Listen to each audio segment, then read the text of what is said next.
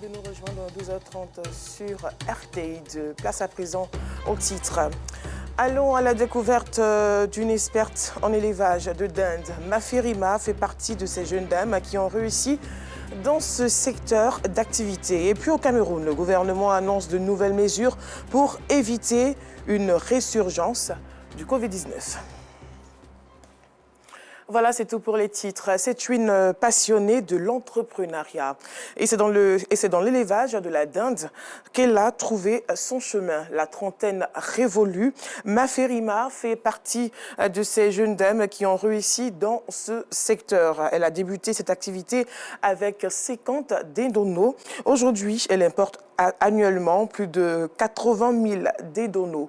Le success story de Mafirima dans l'élevage de la dinde, un sujet de Nour Sangaré et de Kader Bachil.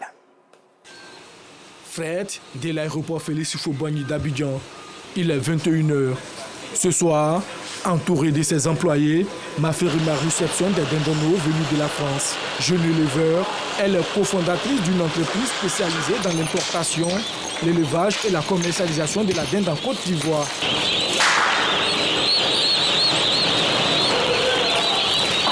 Mais avant, elle doit s'assurer que ces dindonos sont arrivés en bon état.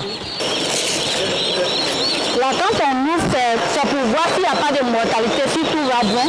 Donc on tourne. On voit qu'il n'y a pas de mortalité, ils sont tous vivants.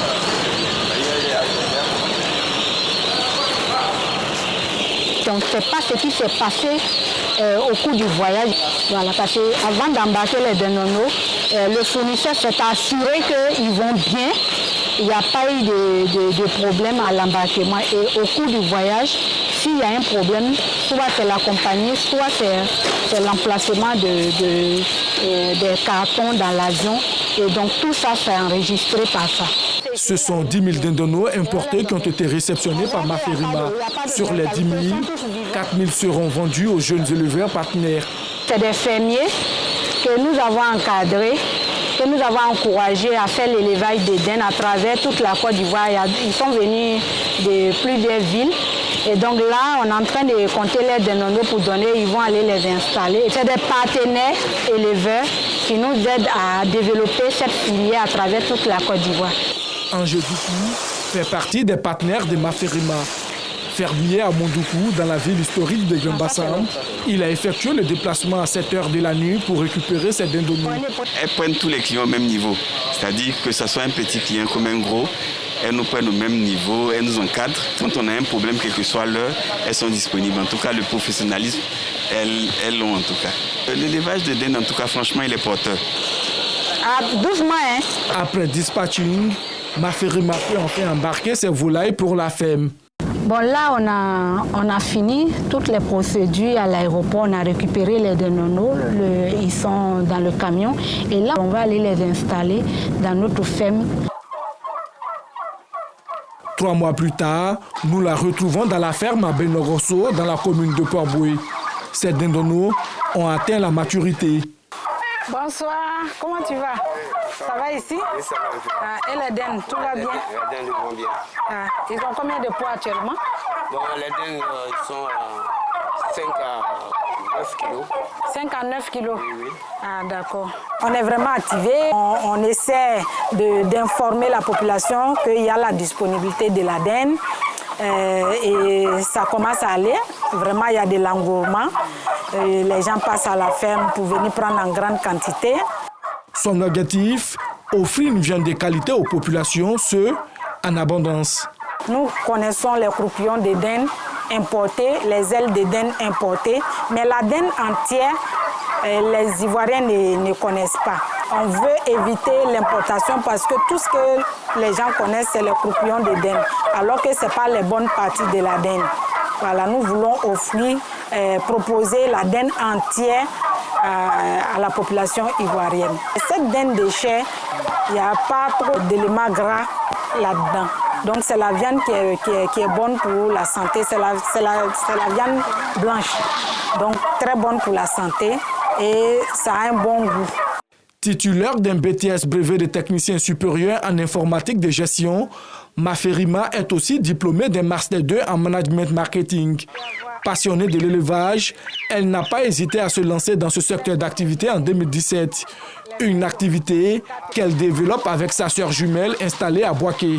Avec ma sœur jumelle, nous avons commencé avec 50 têtes de dinde et 200 poussins. Et c'est à la longue qu'on a vraiment voulu avoir une vision de le faire en grande quantité. Nous avons sollicité des fonds de l'agence Emploi Jeunes. Ce financement nous a permis de passer de l'informel à formaliser notre entreprise. Aujourd'hui, grâce à ce business d'élevage et de commercialisation de la dinde, elle emploie une dizaine de jeunes. Nous employons actuellement 17 jeunes qui sont déclarés, en tout cas, qui sont formés aussi à l'international, qui nous aident. Ce sont des jeunes déscolarisés, sans emploi, que nous recrutons, que nous formons. Et des jeunes aussi, des stagiaires aussi qui viennent chez nous se former, que nous mettons à la disposition de certaines personnes qui sont intéressées par l'élevage, mais n'ont pas le temps ni le personnel. Titulaire d'un BTS agriculture tropicale option production animale, Ibrahim Bamba est en stage dans cette ferme pour la soutenance de son mémoire. Dans ma promotion, je suis le seul qui a fait le stage en dinde, donc qui est notamment un technicien en élevage de dinde.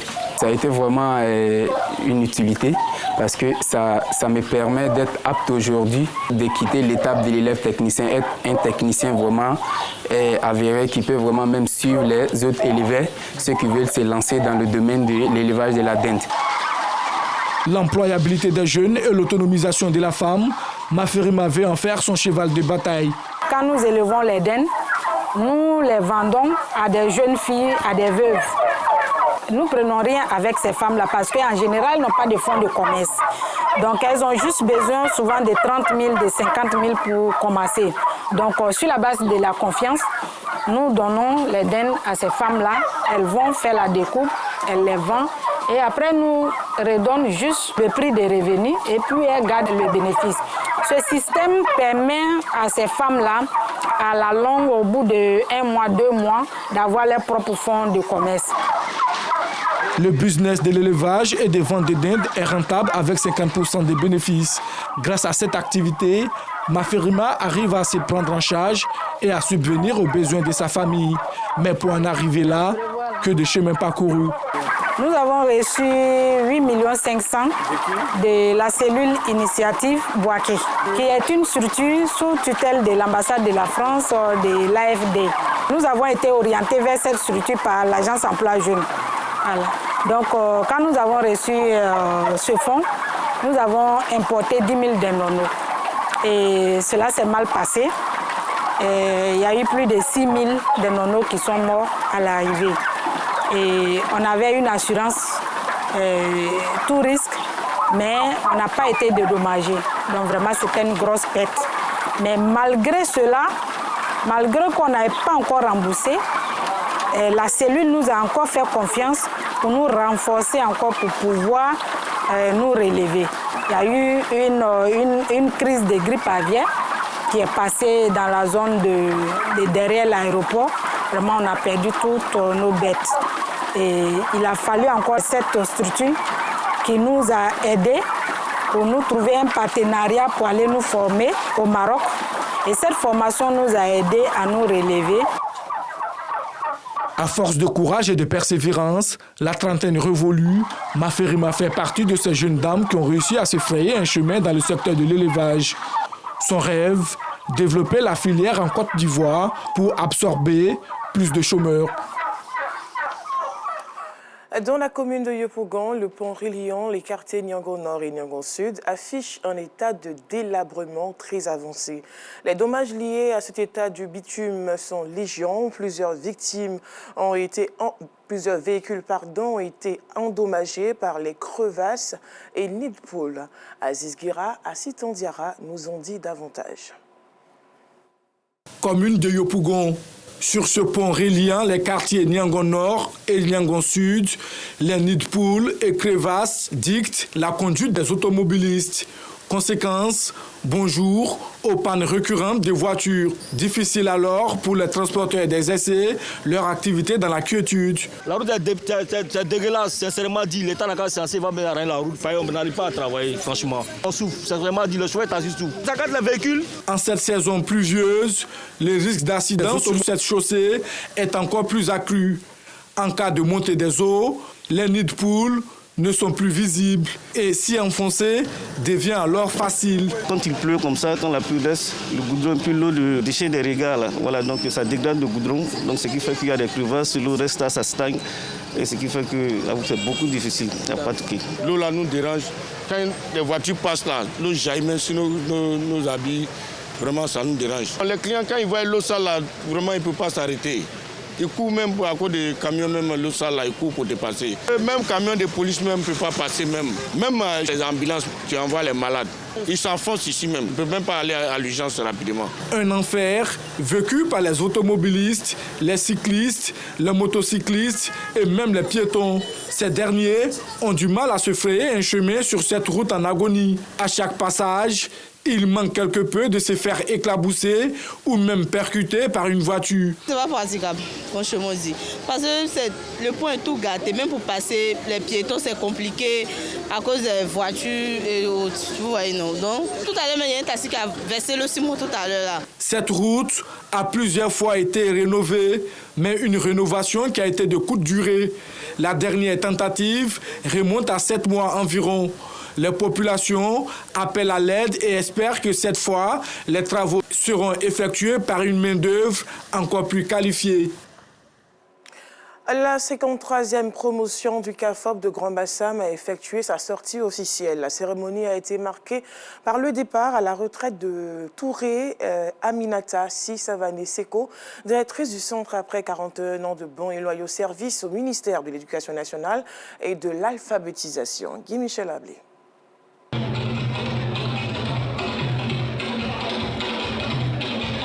La journée du jeudi 13 juin 2024 a été marquée par la célébration jumelée de 2 importantes cérémonies dans la ville de Grand Bassam. D'abord, le départ à la retraite de Mme Touré, née Aminata Savané Seko, après 41 ans de bons et loyaux services en tant que directrice du CAFOP de la cité balnéaire.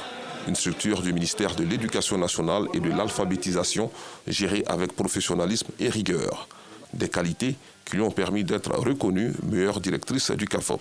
Cette retraite, c'est le départ d'une vie. Cette vie n'est pas une prison, ni un garage, ni une fin en soi, mais une vie de rose, une vocation paradisiaque.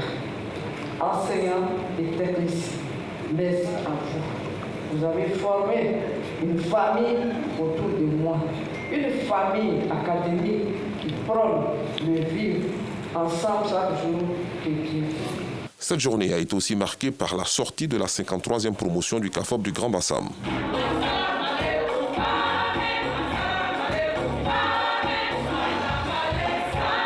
Une promotion parrainée par Jean-Louis Moulot, maire de la ville historique. Dans le cadre de la promotion des droits fondamentaux des enfants, y compris ceux en conflit avec la loi, un atelier de réflexion sur la mise en œuvre effective du travail d'intérêt général pour les mineurs s'est tenu à l'initiative de l'ONG Dignité et Droits pour les enfants en Côte d'Ivoire. Fedanayo et Nour Sangaré. Les enfants d'aujourd'hui sont l'avenir de demain. Certains d'entre eux, malheureusement, posent des actes qui les conduisent parfois en prison. Pour leur donner des chances de se racheter et se réinsérer dans la société, l'ONG Dignité et Droits pour les enfants en Côte d'Ivoire et ses partenaires réfléchissent à développer des stratégies pour promouvoir efficacement le travail d'intérêt général comme alternative à l'incarcération pour les mineurs. La peine de tige, elle est importante. C'est une peine comme toute autre, une peine principale, mais elle s'exécute en milieu ouvert. La personne n'est pas enfermée dans un 4000 pour pouvoir exécuter cette peine.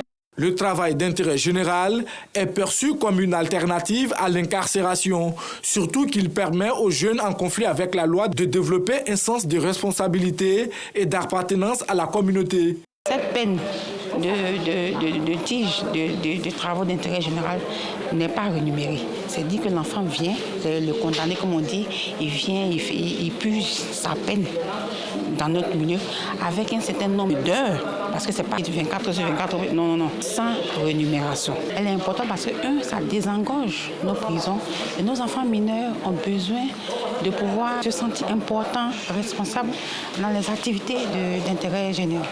La réussite du TIG dépend de la coopération de tous les acteurs impliqués dans la protection de l'enfance et la justice juvénile. Hors de la Côte d'Ivoire, le gouvernement camerounais a annoncé mercredi dernier l'adoption de mesures pour tenter de protéger le pays d'une résurgence des cas de Covid-19 observés dans certains pays européens, moyen-orientaux et africains. Et pour terminer, plus de 61 millions d'Iraniens sont appelés aux urnes ce vendredi pour la présidentielle. Tous les ténors modérés et réformateurs se sont mobilisés ces dernières semaines pour appeler les Iraniens à se rendre aux urnes. Parmi les 6 candidats validés par le Conseil des gardiens de la Constitution, il ne reste plus que 4 en lice. Voilà, c'est la fin de ce journal. Merci de l'avoir suivi.